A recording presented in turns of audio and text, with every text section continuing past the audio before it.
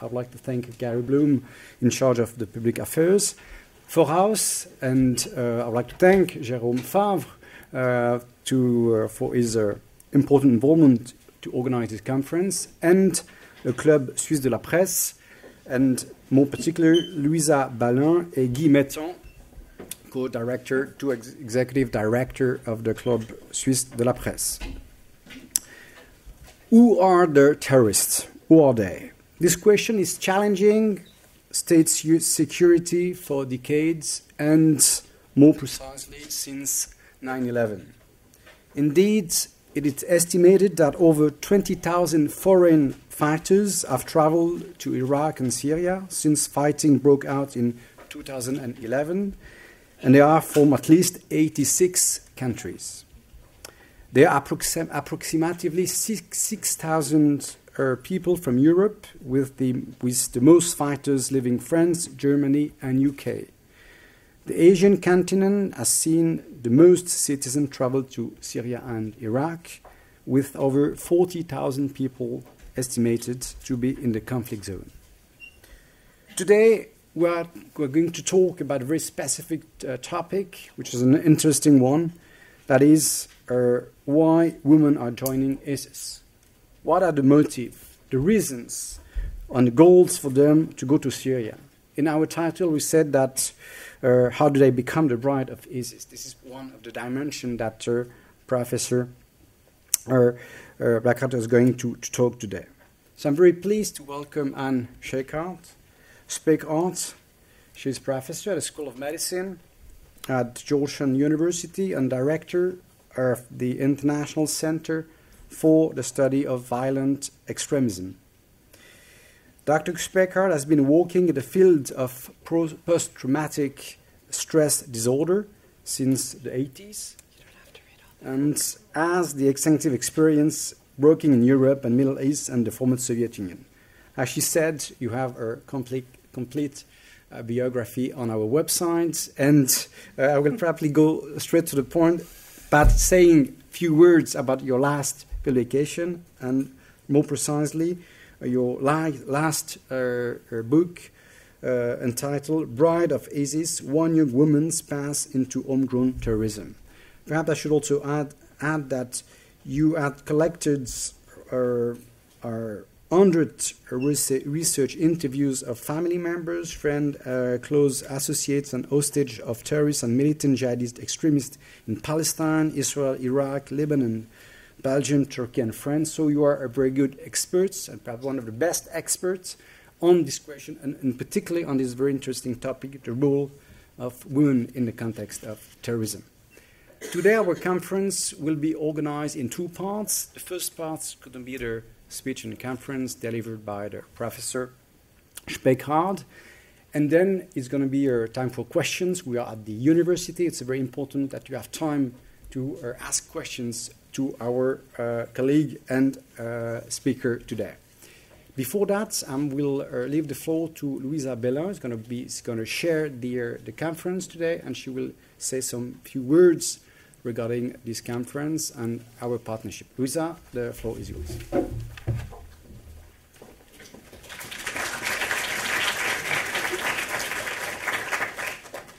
Thank you, Professor Esposito. I would like, on behalf of Guy Metton, the director of the Swiss Press Club, I would like to thank you and to thank the Global Studies Institute for associating us with this important event.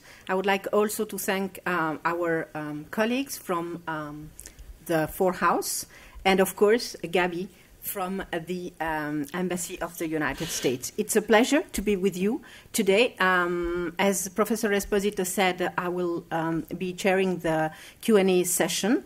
And of course, before of that, we will listen to our keynote speaker today. I have the pleasure to welcome you, Professor Speckhard. The floor is yours, and I don't know if you want to sit or to take the floor from here to present your PowerPoint.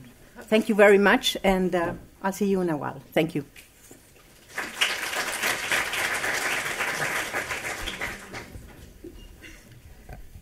Yeah. Okay. So it's nice to be here in Geneva. Thank you for coming. If I speak too fast, just raise your hand. If you can't understand, can you hear me in the back? Okay, good. So today I'm speaking about women and terrorism, and there's plenty of women in the room. So how do we become terrorists? Usually, what we estimate is in most terrorist groups, 15% women tops, not so many women. And maybe I should start just a teeny bit about myself. This is a little bit old, some of the things on the PowerPoints. At this point, I've talked to almost 500 terrorists. And in the case of dead suicide terrorists, I talked to the family members and the close associates of the terrorists, hostages. I started by interviewing the hostages from Nordost. There were 800 hostages held in a theater. They sat close to each other like you're sitting right now. And some of the women, 20 of them, had bomb belts on.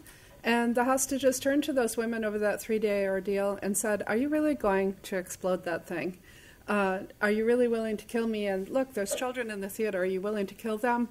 Why?"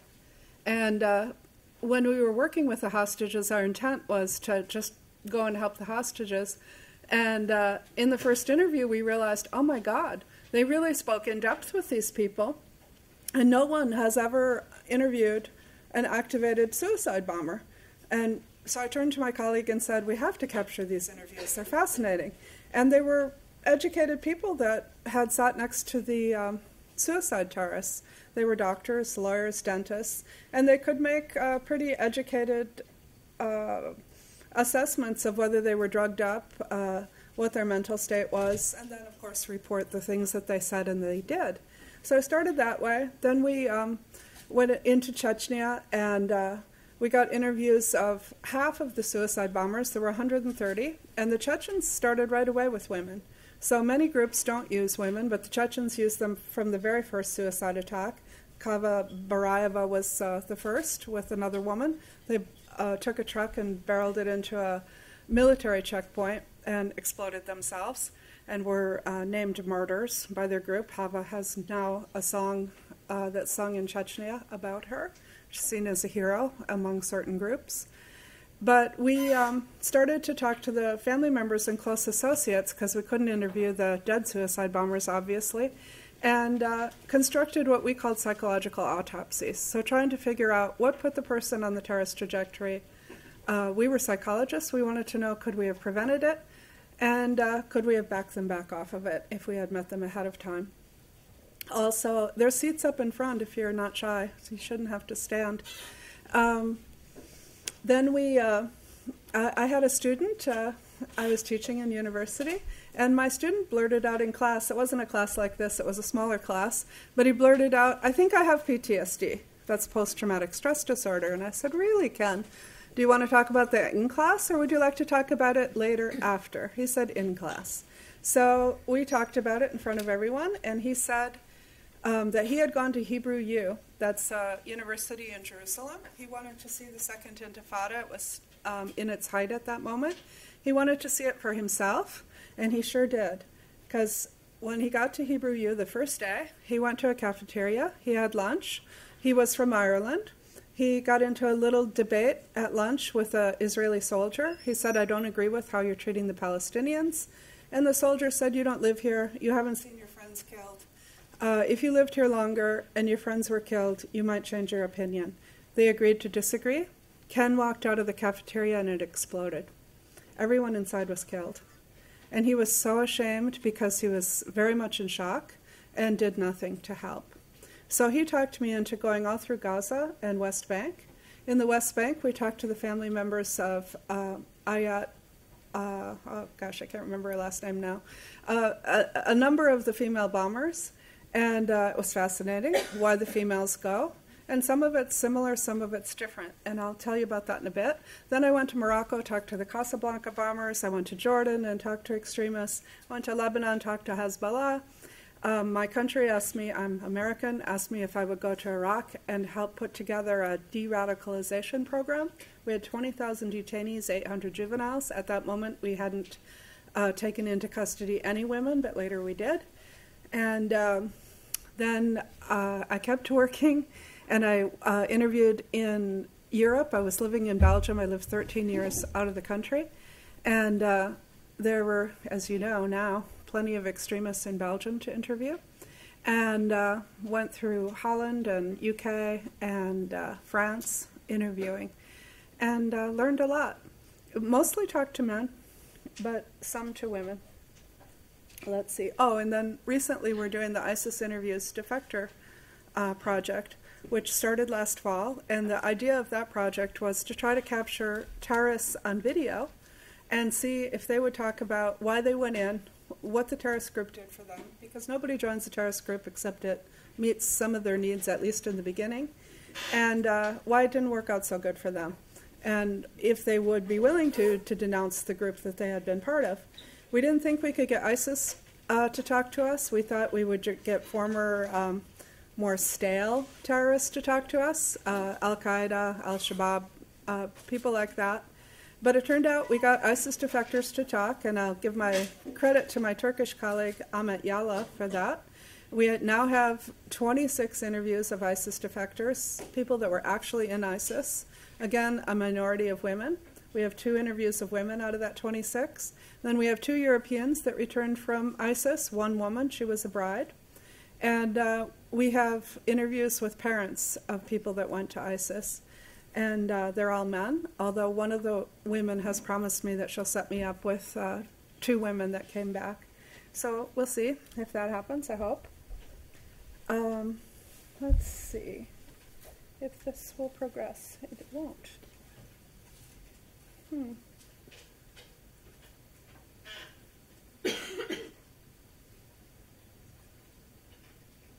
I'm not quite sure. No, they're not hooked up.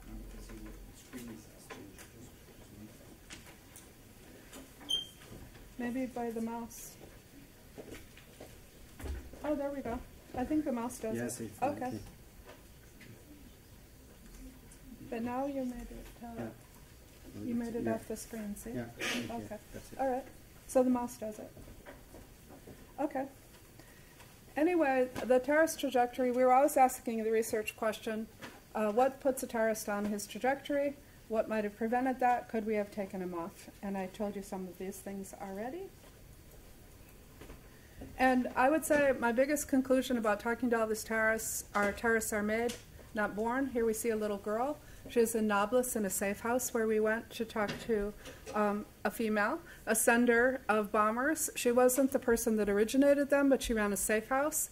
And these young men mostly young men, would come to her house. She would shelter them, and they would get ready to go off on their attack, usually inside of Israel.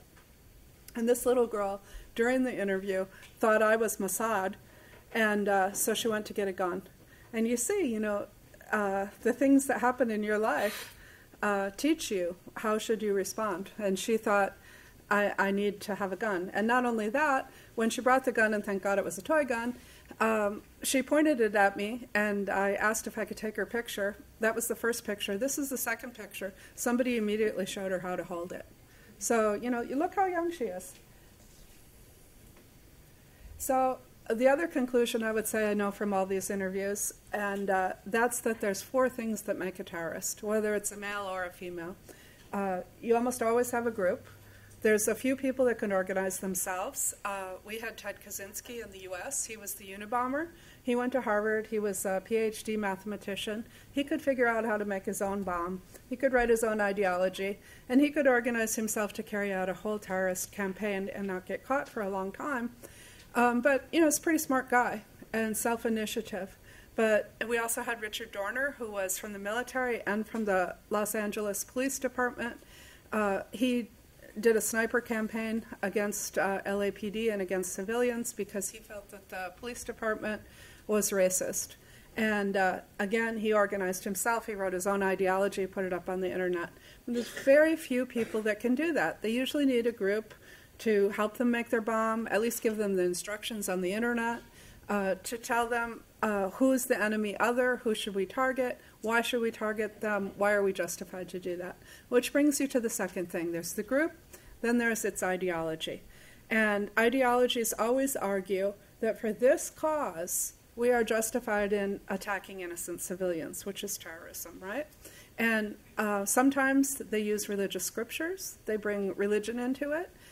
So an abortion clinic terrorist might go back to the Old Testament, to something in Jeremiah where it talks about how God knows you were formed in your mother's womb and you were recognized as a human being, so abortion's wrong, and God ordains that you can sit outside of an abortion clinic with a rifle and kill the abortionist when he walks out.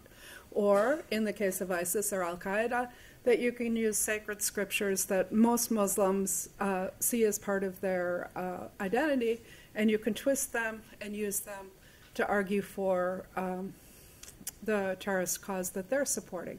So that's the ideology. There's a group and ideology, then there's social support. And it depends where you live. When we were in Gaza, I remember our translator actually in the West Bank telling us something about suicide bombing, and I had a reaction, and she said, it's not only him that feels this way, we all feel this way, everybody here. And so if you get into a terrorist ideology and into a group, if your whole surround supports that, it's much easier to move into it, and it's much easier to accept violence as an appropriate answer. Whereas if you're the only one in this whole lecture hall that thinks that that's a correct answer, you might think twice before you would actually act on it. Same thing for if your elders are involved. In Gaza, you can see demonstrations where the grandmothers turn out, they have an RPG on their shoulder. Well, most of us, if it's good enough for our granny, it's good enough for us, right? And but depending on where you are, like Tamerlan Tsarnaev, one of the Boston bombers, he was searching for social support. Well, nowadays you find it on the internet. You don't have to physically go and join a group. You can find them on the internet. So when he was searching, what should I do? How should I develop my identity?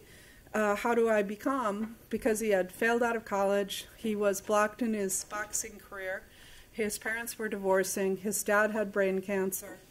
Things were looking really dim for him. His parents had moved to the U.S. to pursue the American dream, and with all these things falling apart, decided to move back to Dagestan. And he's thinking, what do I do with myself? Well, he got on the internet and found another boxer from Russia. They started talking to each other, and he decided that his friend, William Plotnikov, who was in Canada, without the internet, this wouldn't have been possible, right? Unless they were going to actually write physical letters to each other, which, does anybody do that anymore? They cooked up a plan. Plotnikov said, I'm going to go to Dagestan and join the rebels. And Tsarnaev said, yeah, that sounds good, me too. And he went. He tried to join his buddy up in the mountains. His buddy had already made a video, which he also viewed over the internet, glorifying what they were doing. They got decimated by the Russians. Tsarnaev said, better get out of here, went back to Boston, and continued interacting with the internet and continuing to get his social support and even his instructions over the internet. So those three things are there. Then there's individual vulnerabilities. So whatever's going on in your life, if you're going on the terrorist track, interacts with the group, interacts with the ideology, and interacts with the social support. So if you're off your track, as Tamerlan was, you may start to engage with a terrorist group. So let's take Shannon Connolly. Let's go to a woman now. She's a 17-year-old in Colorado. I wrote the book about her, Bride of ISIS, and she's from a Catholic family, the fourth in her family. Her mom's a professor. Her dad's an IT professional. You wouldn't think she's going to become a terrorist, would you? But something happens, and she decides to convert to Islam, and she puts on a full niqab. For me, that rang bells. I think probably all Western society is pretty similar. We have 1 out of 10 women over their lifetime is a victim of rape. And maybe she was a victim. Maybe something bad happened to her and she wanted to hide her body. I don't know. But once she went into that niqab, she went on the internet. She started looking for what does it mean to be a Muslim. She found Anwar al-Awlaki. Awlaki's American Yemeni. We droned him in 2011, rightly or wrongly. And he still lives on the internet. He's alive and well, kicking, and telling people what it is to be a good Muslim. And he tells you things, like how to build your marriage, how to have your family, all these nice things. And he also tells you your duty as a Muslim is to be on jihad till the end times. And you must make hijrah. You must go to the land of jihad. And if you can't, for some reason you can't, bring jihad to you. That's your duty. And she bought it hook, line, and sinker. Converts oftentimes don't have the judgment because they're new to the religion. They don't know. She bought it hook, line, and sinker. She started downloading manuals from Al-Qaeda, and she started underlining what she would do. She thought, okay, to be a good Muslim, I will... And she also started buying all the propaganda. The lines right now from ISIS and before that from Al-Qaeda were, Islam is under attack. Muslims are under attack. Muslim lands are under attack. And, Anwar al-Awlaki himself got droned. They show plenty of pictures of not the terrorist that gets droned, but his family members that got droned with him, and show them, burning up, and it's horrible. And perhaps wrong also, but they target in on this and say, these things are wrong, therefore we should attack the West. And all these dictatorial regimes that are holding Muslims down, they're propped up by the West. This is their argument, not mine. They're propped up by the West, and therefore we should attack the West. And she bought into it, so she's downloading, and she thinks, okay, for me, VIP attack in the U.S. And she studies it and studies it, and she's a smart girl, so she decides, you know what, that's not going to work. They're too well guarded. And the FBI comes and talks to her 13 times. And one of the times she shows them how she's underlined things. And they can't arrest her because it's a thought crime. She hasn't committed a crime at this point. And so they talk to her and try to talk her out of it a bit. Then the next thing that happens, she progresses and she starts chatting. And she meets a guy that's inside ISIS. He's a Tunisian. Then they start Skyping. And she decides, he proposes marriage to her. And she's in love, and she decides that she's going to go off to join. So you see the progression of how it happens. And she's a little bit disconnected from reality in that she only sees that I'm in love. She only sees, as she tells the FBI, you're a target, the military is a target, anybody who harms Muslims is a target, and Muslims are all good and the rest is all bad. So in my view, probably something happened to her, but we don't know. And finally, her dad, realizing that she had the one-way ticket to hell because she was sent a ticket to travel, called the FBI and said, you need to arrest my daughter. And she was arrested trying to board the plane and stopped before she got there. And I should also mention she was a nursing assistant. And nursing assistant, at least in our country, changed the bedpan. It's not very glorious. Imagine if she went to ISIS in her imagination. She thinks, I'm going to be a medic. I'm going to be really important. They're going to need me. I've got this medical knowledge. Because she's got minimal medical knowledge. She also took some minimal paramilitary training so that she would bring that. And she also thought the guy really loved her. But to explain a little bit about her psychology, I see her as a bit dissociative or a bit disconnected, because when she was on Skype with him one day, her dad was walking by, and she called him to the computer, and she said, Dad, I don't know what his name was, I don't remember, I think it was Abdullah. Abdullah wants to propose. And in traditional Islamic culture, you propose to the dad, not to the girl. And so the father's entering this Skype conversation, getting a proposal from an ISIS fighter for his daughter. And this tells me she's not all there. But anyway. Oh, and I should say, as far as the individual vulnerabilities, they break out by conflict zone and non-conflict zone. So if you're in a conflict zone, they're really revenge and trauma-driven. So Ayat Akras, Dareen, Abu Aisha, the Palestinians that I went and talked to their family members, they said Ayat was sitting in her kitchen during Operation Defensive Shield. The Israelis surrounded in her town, and a neighbor was in his kitchen. She could see through the window, and he got a stray bullet, was hit in the head, and killed. And she was furious. And she had other reasons as well, but she activated and volunteered herself for a suicide mission. Another woman that I interviewed in Israeli prison, she had a bomb belt on, and she went near Tel Aviv to carry out her act. She was with a young boy Sometimes they go 2 by 2 so that one explodes himself, the other one waits, and then when a crowd gathers, the second one explodes. Her assignment was to be the second one. She was already having her doubts on the way there, but she, the way she got activated was she was in university. She was a finance major. She was actually pretty feminist in her views, and she wanted to get out. She was going to go work in Kuwait, and the guy she was dating, she felt really supported her in wanting to have a career and the way she wanted to organize her life and leaving. But he was a militant, and he got bombed.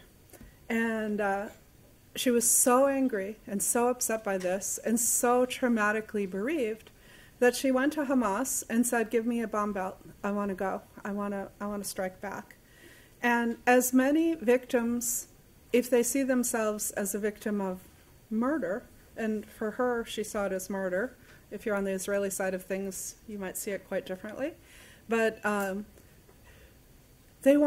you'll see this with normal murder victims. You'll see this with parents or siblings of a murder victim. Sometimes they'll say, "I just want to commit suicide because I want to be with my loved one." They're so traumatically bereaved, and they believe in the afterlife, so they think, "Just take me out. I want to be reunited, and this is the way to do it." And as a psychologist, you have to be really careful with those people because they can be quite serious about suicide, to reunite with whoever they were bereaved of in this traumatic and violent way. She was no different, except that she had access to a terrorist group to equip her, and she took her bomb. And they equipped her in only 2 weeks' time. She went in a car with this young boy. She's having some doubts. She's looking at him thinking, you're going to explode yourself? Aren't you only like 15? She talked to him a bit, but he was in his zone. He was ready to do it and didn't talk him out of it. He exploded himself. And she was getting ready to explode herself, and she saw a child. And, maybe her feminine side was activated by that. She saw a baby in a stroller. And she told me in prison, I couldn't do it. I realized Allah gives life, and only Allah should take life. It wasn't up to me to take these lives. I went to a payphone, called my sender, and said, "Come and get me." They had a big argument. And actually, the woman involved with the sender was the most furious at her. And rightly so, because they all got caught because she returned. And that's why I visited her in prison. But they do let you return in the Palestinian groups if you decide not to carry out your so-called martyrdom mission.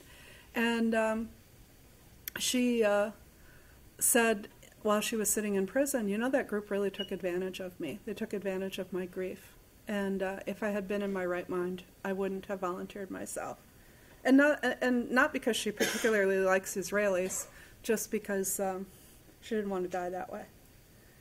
So this is a bit old. Sorry, I took another PowerPoint. But if you look at women in terrorism recently, in Turkey, there was news last fall that sleepers were released from ISIS. And there was a woman that bombed herself in Istanbul. This particular woman, I don't think it's the same one, but they said that they were supposed to hide themselves as normal civilians and then explode themselves and cause havoc in Turkey.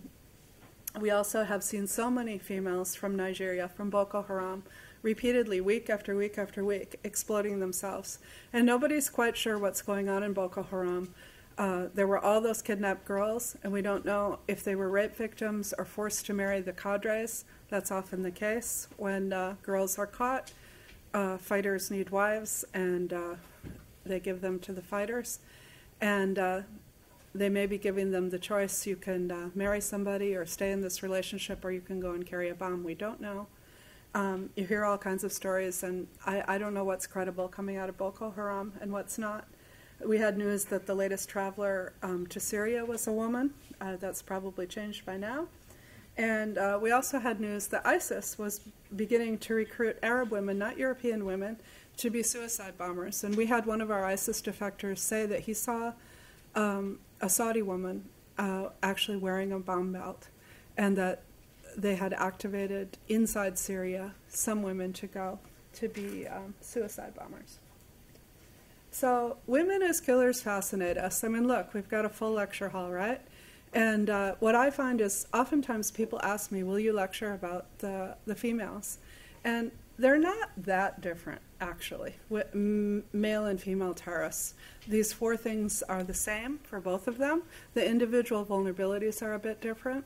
But we're fascinated by women as killers because we don't like to think that women are violent. You know, we all had mothers, and we like this fantasy that they are nurturing and good and won't hurt us. Although, you know, probably all of you at one point in your life have turned to a friend and say, she's going to kill me if she finds out, right?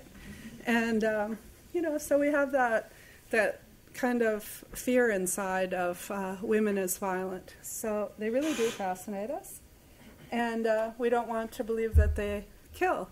But the truth is they do. This is a Palestinian, Reem Rayasha, and she even posed with her kids. And later, after she went and suicided at a checkpoint in Gaza, they used her children to make a film, and her little daughter, to show that she was trying to follow in the footsteps of her mother.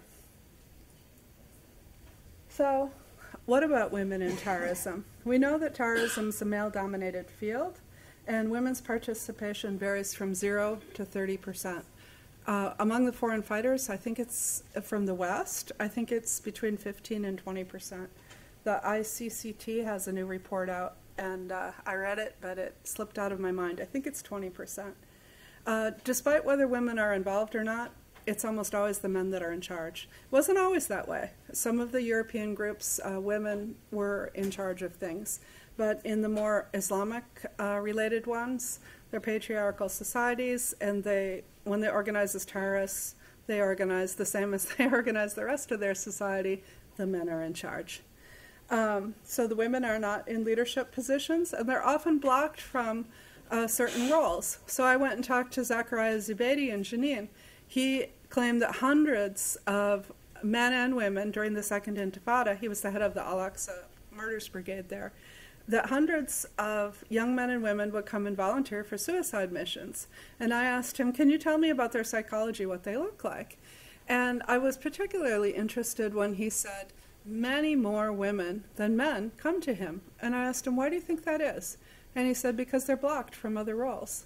They can't be fighters, so they'll come and say, give me a bomb belt, I want to go and explode myself. So they have some of the same passions and reactions to the things around them, the same desire for revenge, but they can't go and be a fighter, they're not given a gun, so they'll volunteer to carry out a mission. Let's see. So let's look at some of the roles for women. That we've seen women as hijackers, we've seen them as trainers, we've seen them go as assassins, some of them as bomb makers, some as seducers. This woman down in the corner, Mona, we met her in prison as well. She's Palestinian that seduced Israeli to come over to Ramallah. And she was promising him sex, told him, don't forget to bring your birth control.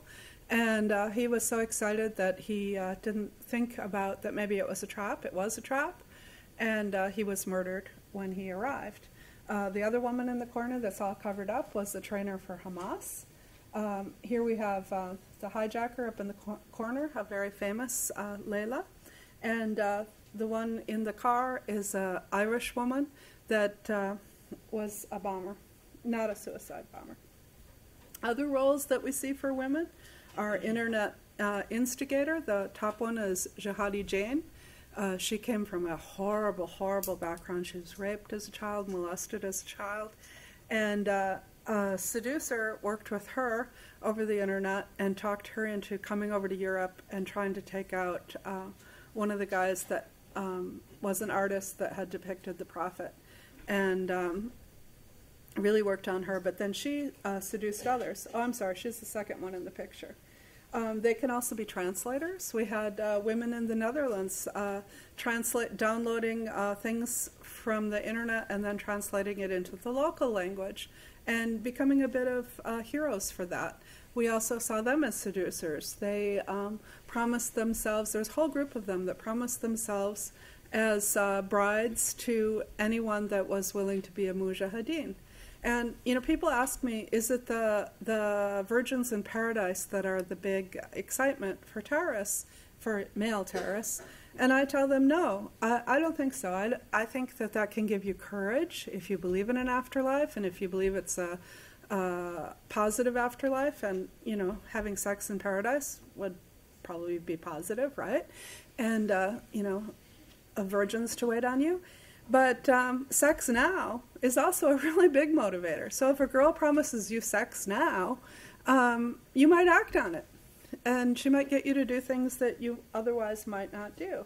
We also had young women writing poems and being songwriters and citing for terrorism, and in Holland being respected as terrorists. I mean, as scholars, because they were translating. We also see them being couriers of messages. There's a woman in ISIS that Jeff Wires was following.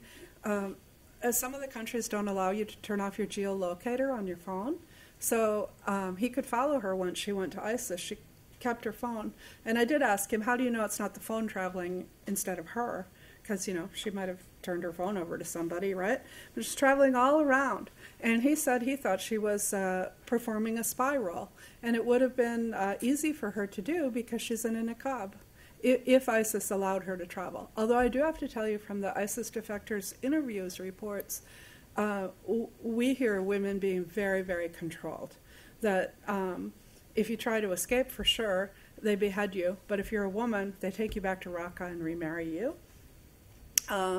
If you're in the Hizbah, that's the police, and foreign women oftentimes join the Hizbah, you have a lot of privilege. You can carry a gun. You can order other people around. You can say, torture him, flog him, he's not dressed properly, take her into the police station.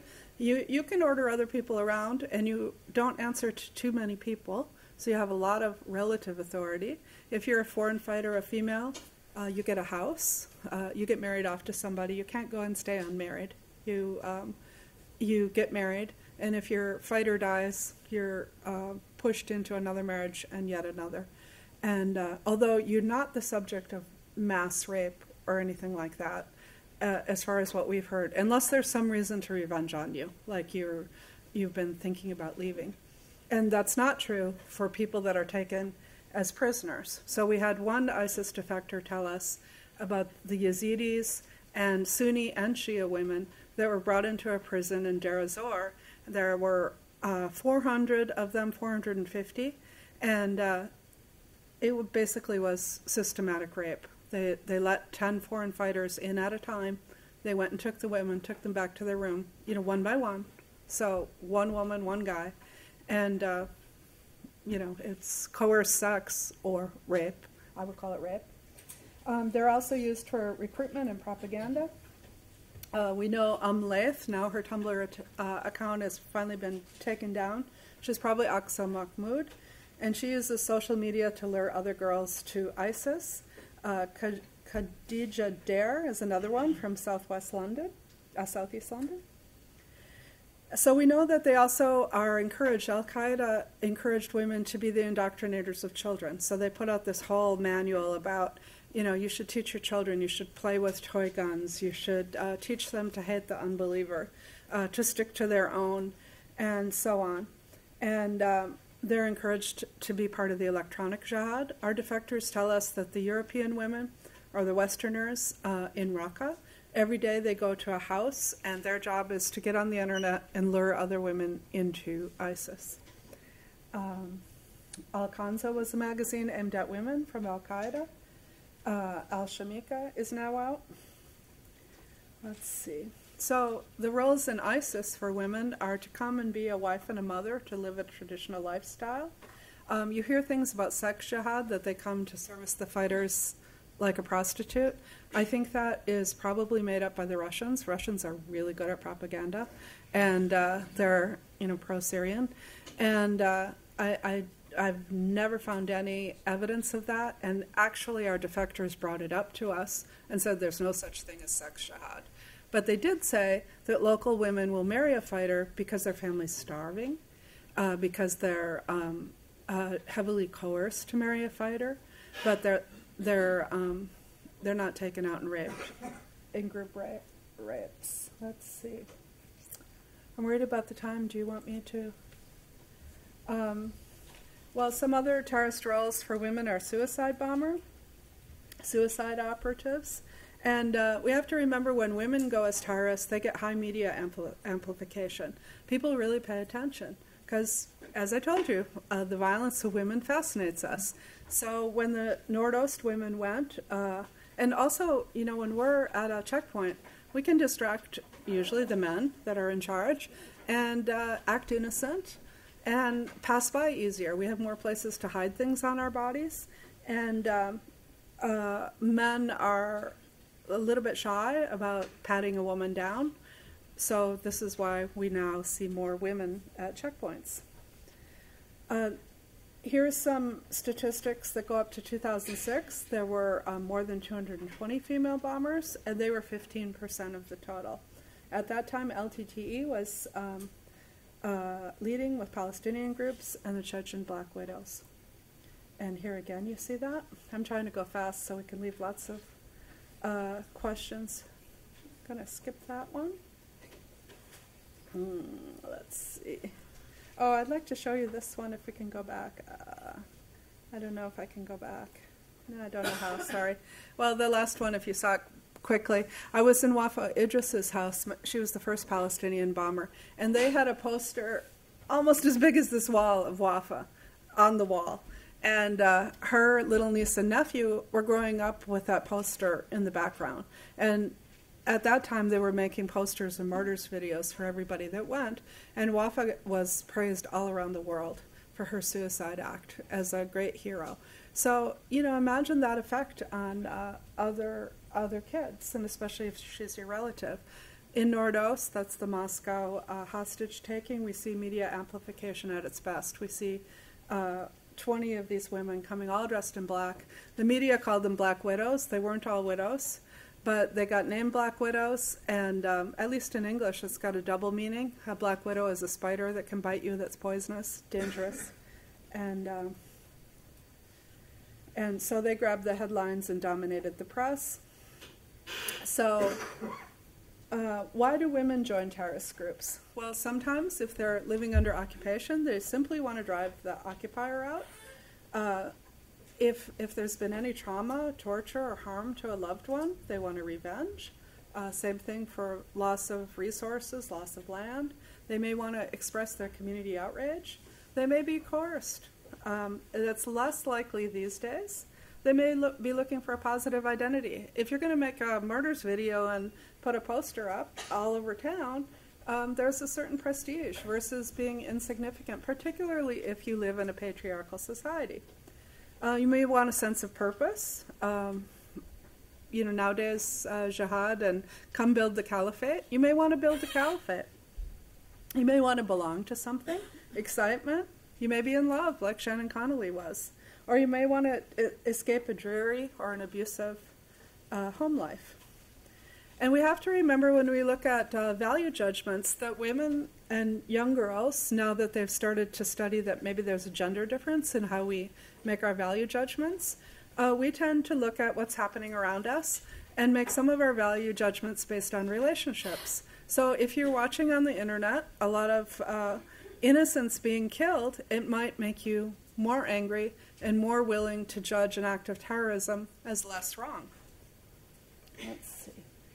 And then growing up in conflict, of course, leaves psychological scars. These are both little girls that their houses were destroyed. I mean, they were perfectly innocent, but they were now having to leave a destroyed house. The little girl that's standing with her mother sat on my lap and told me the Israeli soldiers surrounded her house, and she barely had time to grab her school books and get out of the house before they detonated it. Socialization plays a huge role. So if you grow up where people are carrying posters and demonstrations with girls' faces on them and glorifying the act of so-called martyrdom, you might think it's a good idea. And as far as ISIS brides, we're finding a lot of internet seduction. We know there's a French journalist that got on the internet. She made a fake Facebook page of a young girl, and on her fake Facebook page, she posted a jihadi video of a French fighter in ISIS. He contacted her the same day.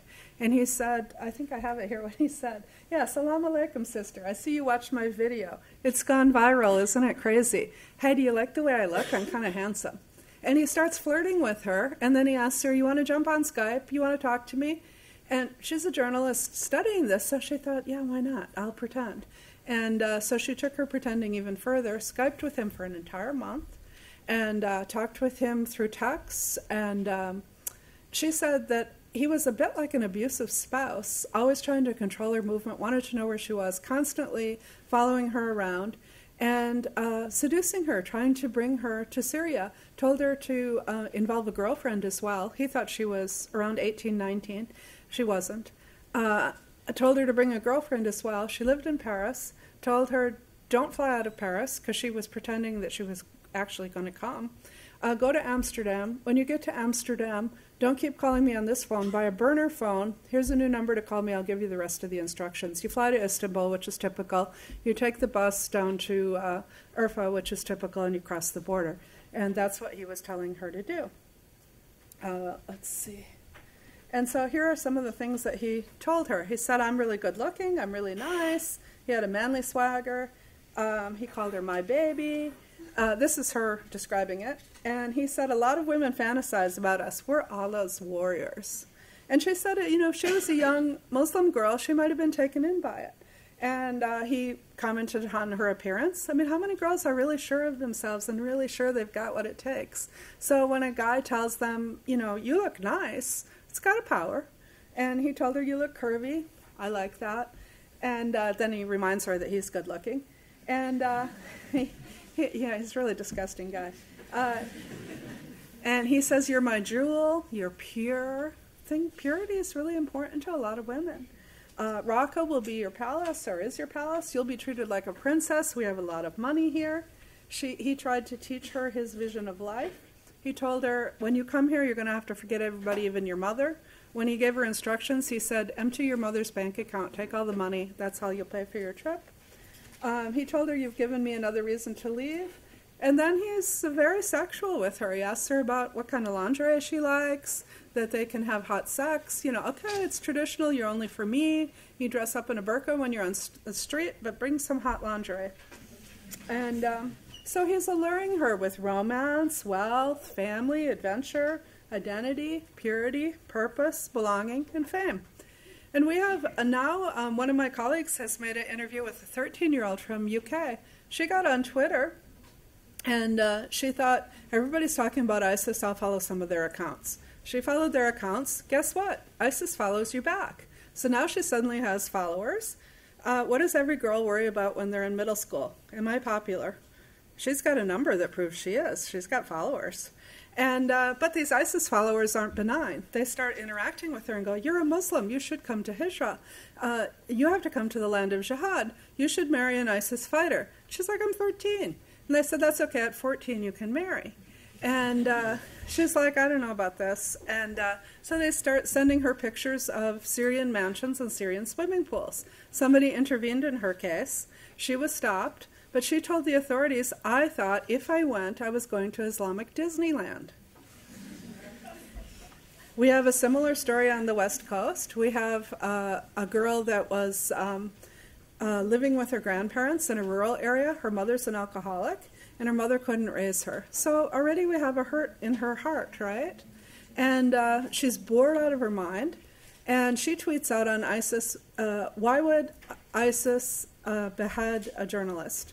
Guess who answers her? ISIS. And they tell her, it's a revolution. Blood is always spilled in a revolution. We're building the caliphate. It's going to be grand and glorious. And who are you, by the way? And she says, well, I'm out here in Washington State, living with my grandparents. I'm bored. And I'm a Christian and a Sunday school teacher. Bravo. Did you know that Islam is the completion of Christianity? Could we send you some books about Islam? So she reads them. Since she likes having friends and she's been really bored and lonely, and they're Skyping with her now and other interactions, and there's a lot of them swarming in on her, she decides to convert. Don't go to the local mosque. They won't teach you the right Islam. Stay with us. And it progresses and progresses. We're sending you chocolates, some headscarves, And can we send you plane tickets? Would you like to bring you and your brother? They're both minors, and come and join us. Granny found out, she shut him down. So let's see. Oh, this is what happened to this so-called Anna Arel. When she didn't come, she burned him when she was in Amsterdam. She didn't come. He'd taken a screenshot of her, and he wrote this fatwa that he put on the web. And it's not a joke if you live in Paris. There's a lot of extremists in Belgium and France. And he wrote, "My brothers from around the world, I issue a fatwa against this impure person who has scorned the Almighty. If you see her anywhere on earth, follow Islamic law and kill her. Make sure she suffers a long and painful death. Rape, stone, finish her." Nice, huh? Might not want to interact with ISIS on the internet. Shannon Connolly, I've told you about. So what are the advantages to a terrorist group of having female participation? They pass the security checkpoints more easily. They can hide weapons, messages, money. Female violence gets a lot of media attention. And it talks to our inner scripts. What are the disadvantages? They can't carry heavy loads. The PKK sometimes got frustrated with their female members, and when they were out carrying their backpacks, when one of the women couldn't carry it, they just shot her, took her out. There's problems in meeting. If you come from a conservative society, can you meet with this woman? Can you have secret clandestine meetings? Modesty requirements. It's always been an issue with Palestinians when they're sending a bomber. Who's going to dress her? Who's going to put that bomb on her? Social backlash in the community for using women. And I was told from some terrorists, we think sometimes about using women because women talk more than men. They're not good at keeping quiet. What are the commonalities? Almost everybody needs a group. Almost everybody follows some kind of ideology. Almost everybody needs the social support. Then the vulnerabilities differ somewhat. Let's see. I think I'll skip to the end now, so I can give you a chance to ask questions. All my papers are on academia under my name. You probably know academia, since you're the internet age. And we have the new website for the International Center for the Study of Violent Extremism. There's all kinds of papers up there. I've got these books. You can buy a book if you want, but really everything's for free for you. And any way I can help you, I'm very happy to help. So thank you for your attention.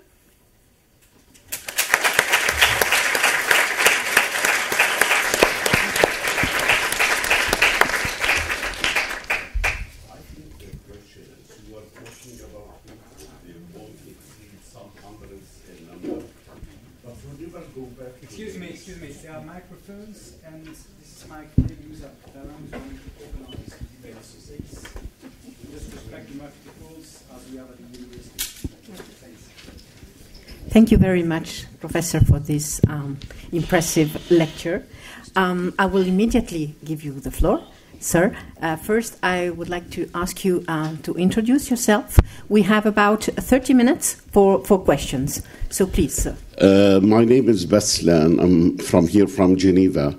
I'd like to ask you, talked about these people who wouldn't exceed some hundreds in number, about these women.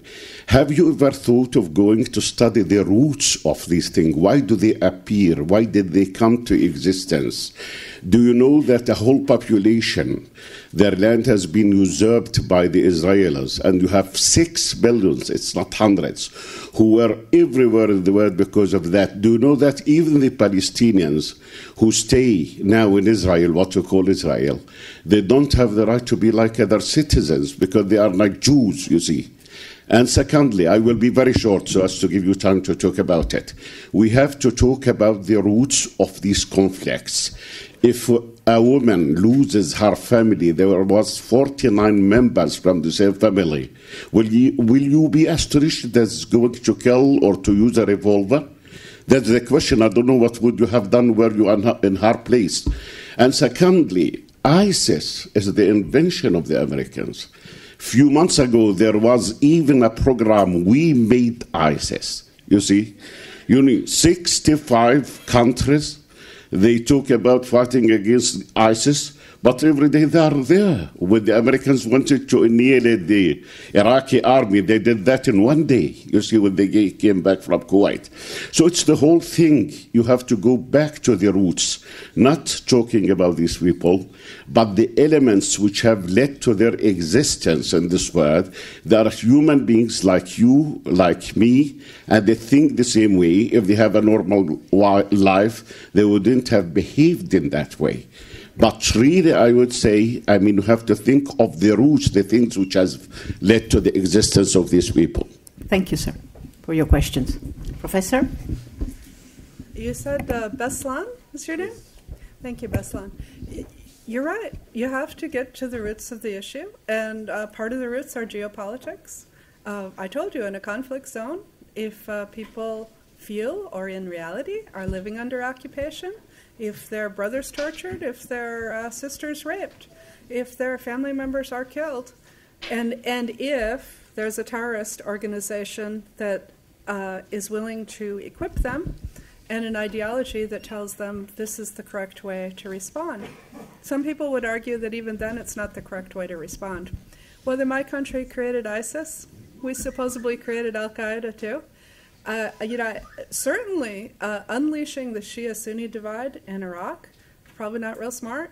Having all these people sequestered in Camp Bucca that were extremists and not intervening with them, and then having them released, probably a mistake. Not leaning very heavily on the Maliki government to be fair and not do all these pickups of in the Sunni regions where people were tortured and killed. Probably not real smart. But I don't know. You can give my country a lot of credit. I wish we had as much control as people sometimes think we do. I know I sat on a plane with Greeks once, and they said that the CIA controls the weather. And I thought, then why do you have the good weather? Why? Thank you. Another question? Yes, madam? Yes? You? Yeah?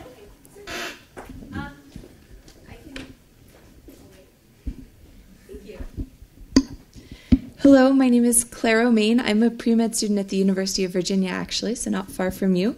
I'm interested, you mentioned a few cases of the young people who are being alerted on the internet and then being cut off by a parent or a family member.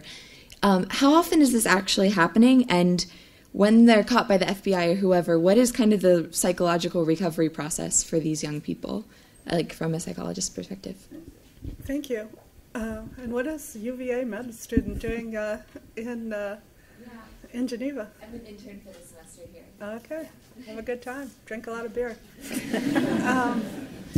So if you're caught by the FBI, chances are you go to prison, and you don't go through a rehab program at this point. How often is it happening? Nobody knows. The FBI in the U.S. has a case related to ISIS open in every single state. And they say that they're overwhelmed.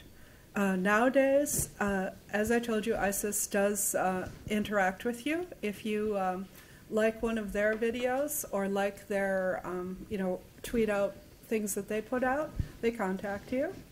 And nowadays, they're telling people to go to encrypted very quickly. So the FBI tells me it's just a horrible nightmare. And every police tells me this. It's a horrible nightmare. I'm following somebody, and then they go dark on me.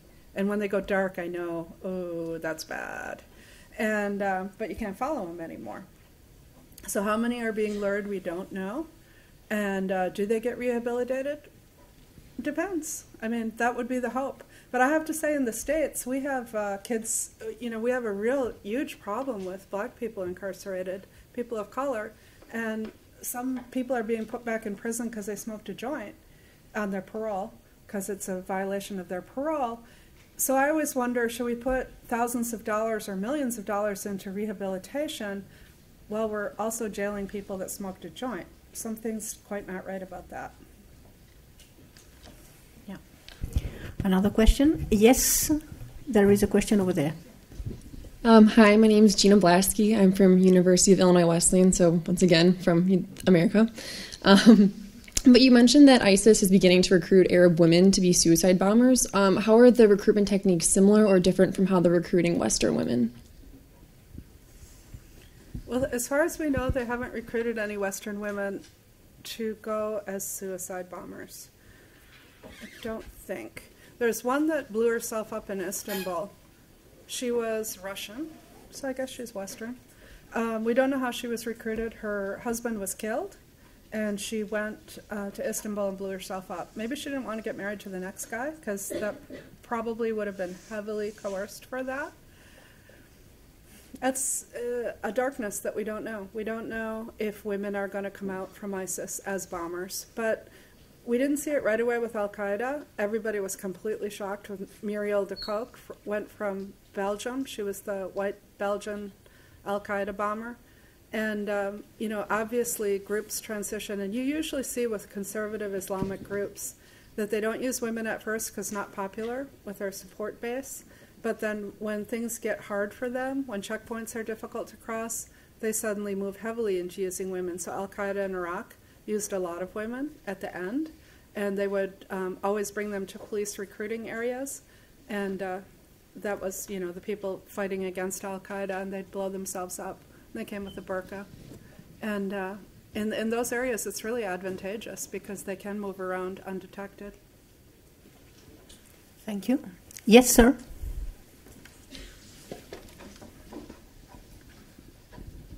Hello, my name is Nicholas from University of Geneva. My question is, what is the average time to convert a civilian in a non-conflict zone to become a terrorist?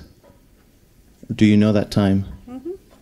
What police are telling me now, and I just was in the Netherlands talking to some police there, and they said the first and second round of people that went to ISIS, it took some time, and they were known. They were known to the police. They had an idea that these people, were agitating. They might have been part of these Sharia groups.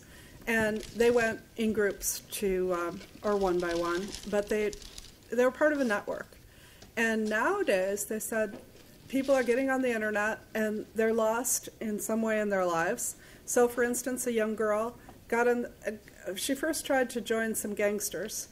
Her mother was not a good mother. If we can judge a mother, that's not very nice, but she was failing as a mother, and her daughter was failed. And so she tried to join some gangsters. That didn't work out for her. Then she decided to join ISIS, and it happened all within a month. And they said a lot of these cases are firing up within a month. And they also gave me an example of a girl that got to the Turkish border and crossed, and you get a smuggler to cross you. They cross you in the middle of the night, and you run like heck to get across and not get shot at by the police that are involved, or the border patrol. And as she was running, and she described this later to the police because she came back, she said, she's a teenager, she said, I felt like everything was lifting off of me, all my problems, and I'm just running to the caliphate where everything's going to be great. So you see, what a fantasy. And, when we're lost, sometimes, especially utopias, and we're young, utopias can sound good, but then you wake up on the other side and it's not so beautiful. There is a question here. You. Yep. Hi, my name is Richard. I'm at the Swiss mission to the UN here in Geneva. I have a question regarding preventing these extremists from becoming terrorists. What kind of measures do you see there that should be taken? Thank you, Richard. For me, this is a really multifaceted problem, as Beslan told us. It might be things like the U.S. has to stop drone killing terrorists that are embedded in a civilian unit, because if they kill their family and there can be a YouTube picture of the little kid burning up in a drone kill, it's going to raise up many more terrorists than the one you killed. Same thing for the drones flying over some communities. They say they live in constant terror because they don't know, are you going to attack something you shouldn't have attacked? There's no terrorist here, but we live with it constantly. Every part of the world that's living under occupation. nowadays people ask me all the time, is Islam this terrible, horrible, violent religion that we just need to get rid of? And I say, no, we need to get rid of all the dictatorial regimes, and we need to get rid of that people can point to legitimately real grievances in the world where Muslims are living with injustice. And as long as those continue to fester, then people can argue for terrorism. We also can do things for prevention as young as between 10 and 12 years old. We teach kids about AIDS. We teach them about sexually transmitted diseases. We can teach them about virulent ideologies. And we don't have to pick only on the ISIS or Al-Qaeda one. We can also pick on neo-Nazis, abortion clinic terrorism, and help them to see that there's a logic to these things. And not only is there a logic, the terror groups use very emotionally evocative things to hook you and to make you jump over the logic, but that there's one claim that's always wrong. And the claim is that any cause and any religion would justify attacking intentionally innocent civilians. Always wrong. So if you get that into the heads of a 10 to 12-year-old, some of them may change their mind as time goes on, depending what they're exposed to.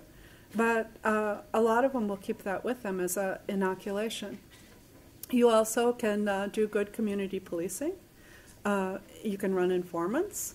You can stop terror networks. You can shut them down. Sharia for Belgium was operating, I think, for 3 years, right out in the open. And they sent 46 people to Syria.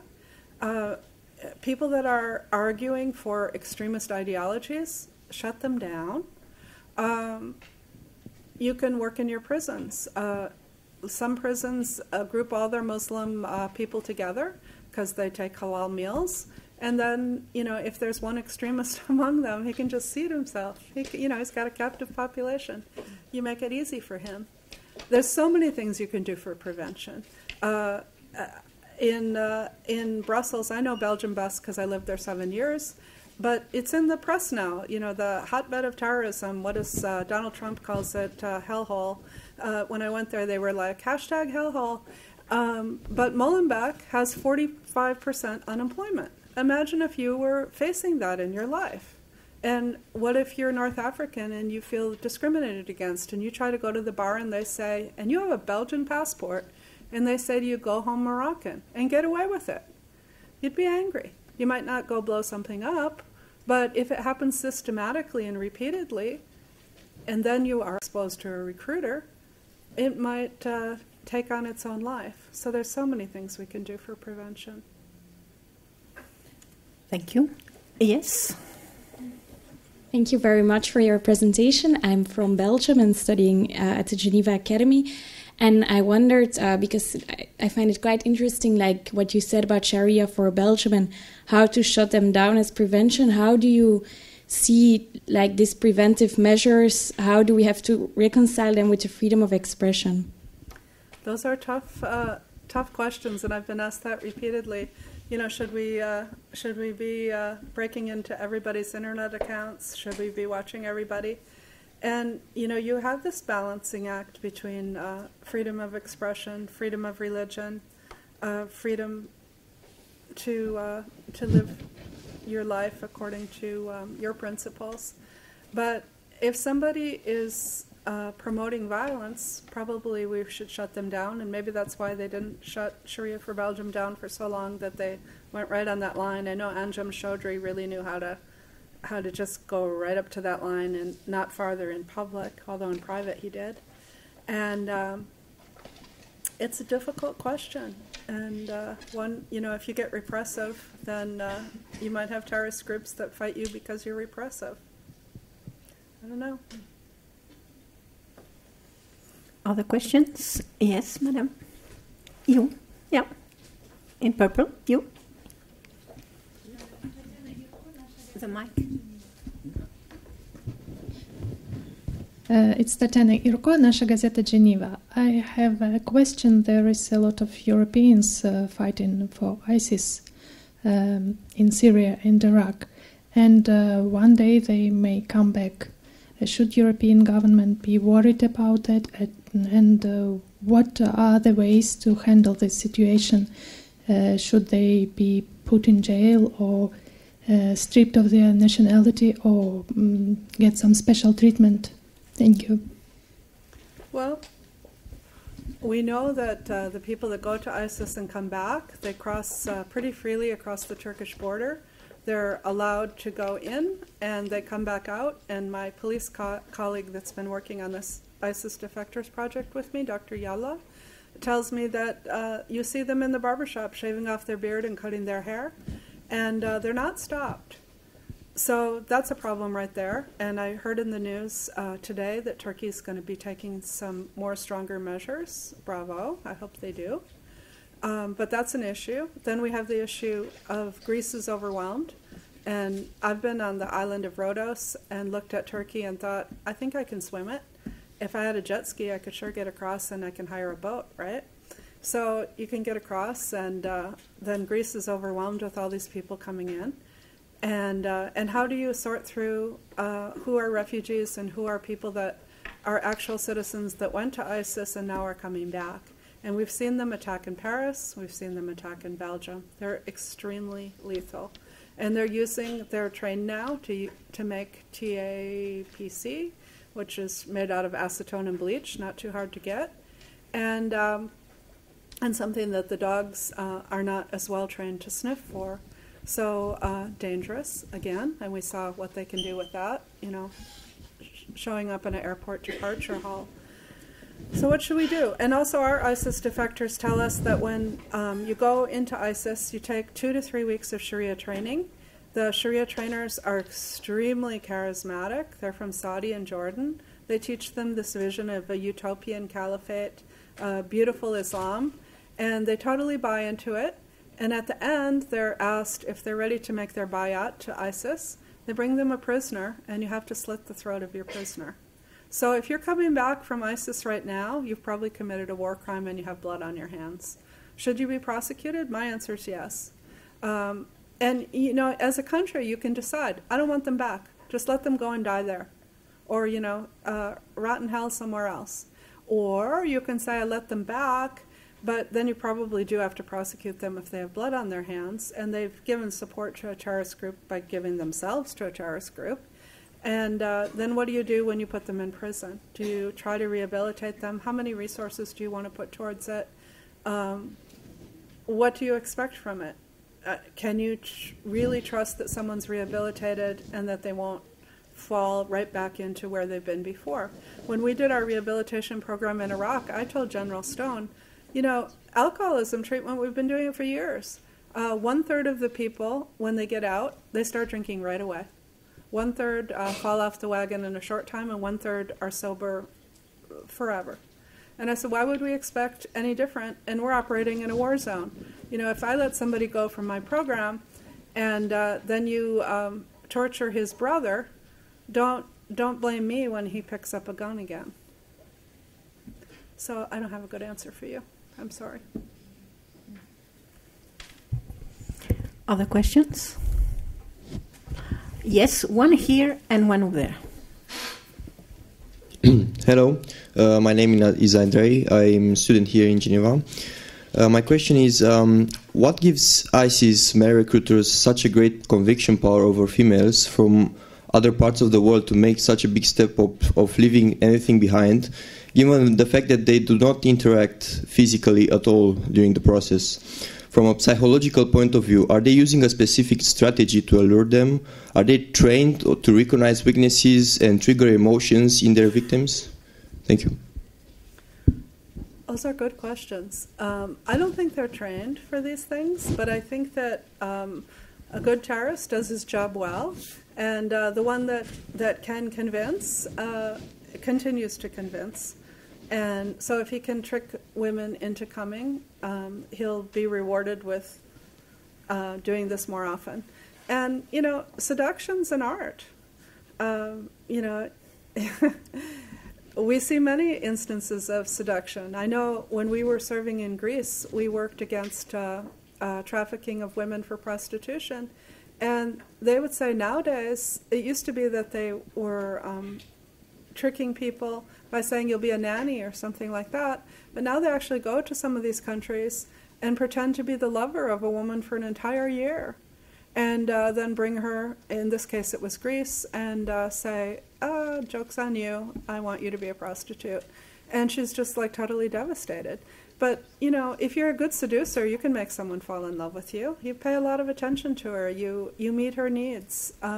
You listen and you hear the vulnerabilities and you speak to it. And who among us is not vulnerable? I mean, you know, all of you ladies in the room, do you always feel beautiful? Do you always feel like you're just, you know, the most successful person? Are you sure that you're going to be okay in this life? So if somebody tells you, we're rich, I can provide you with a house, your house will have a swimming pool, I'm going to treat you really well, you're beautiful. You know, okay, most of us wouldn't fall for it, but, you know, insecurities are insecurities. I think we will take the last question.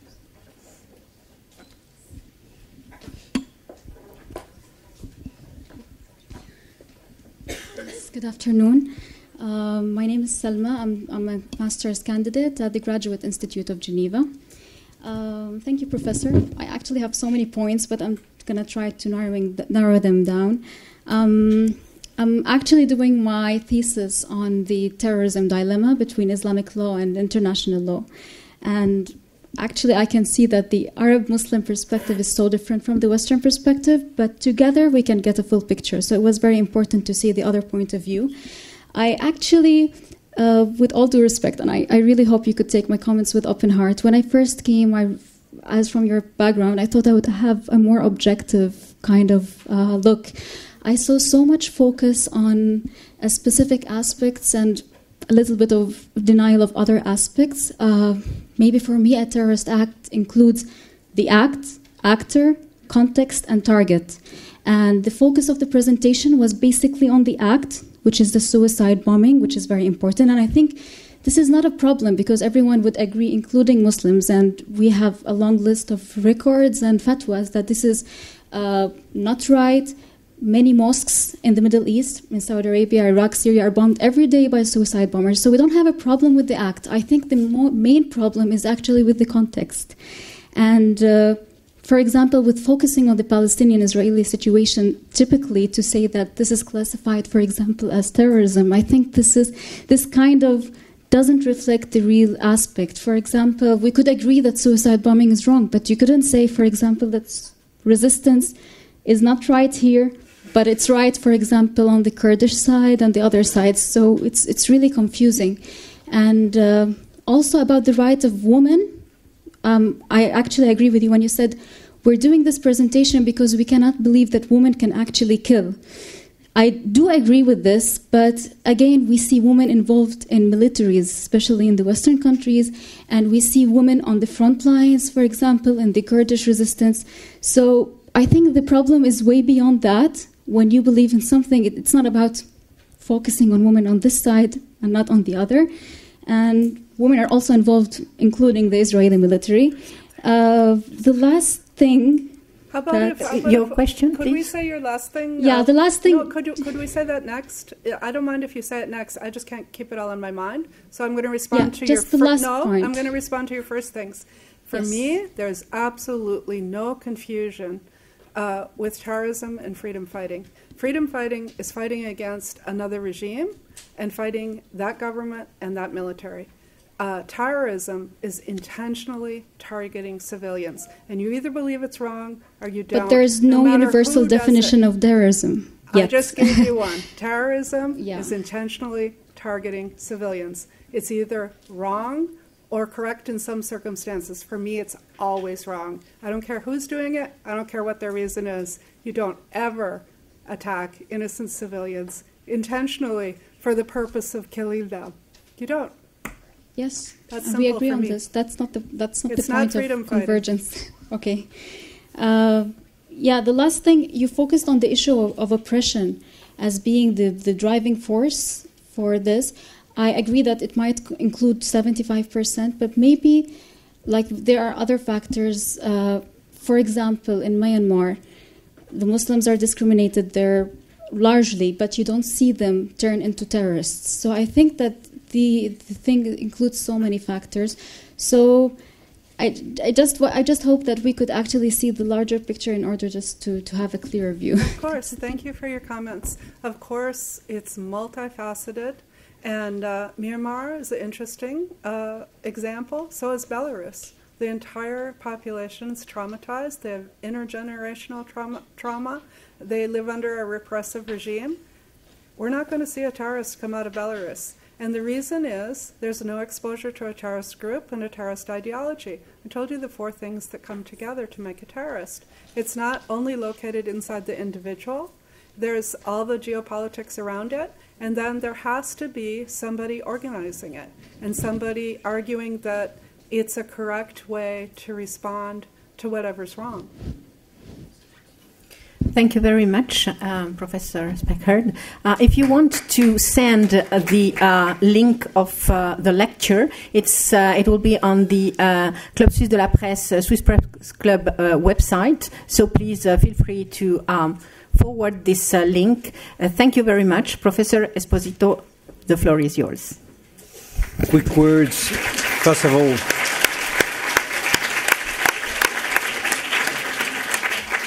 I'd like to thank again Professor Speckhard for this very interesting talk. I knew that when you're in love, it's dangerous that you are disconnected from life, but I didn't know that it will drive you to the easiest ends. So, but more seriously, it just confirmed again that the fight against terrorism has changed for the last decade. Indeed, it's not only intelligence, it's not only a question of military involvement, it's also a question of economic and social policy. And it's also why states today are so challenging by this new trend, this new framework in the fight against terrorism. And what you've raised is precisely this. Why people are, what is the ring bell that to a certain point will transform, I will say, perfect integrate people into dangerous people that will contribute to act of violence. So thank you so much for your interesting talk. And again, as you said, your papers and book are available to continue the talk and perhaps the discussion with you by email. For the GSI, the discussion on terrorism is not over because we're going to have another event, in particular the 11th of May, on the question of terrorism and geopolitics. But shortly, we're going to have tomorrow on another topic, a conference on the question of Greece.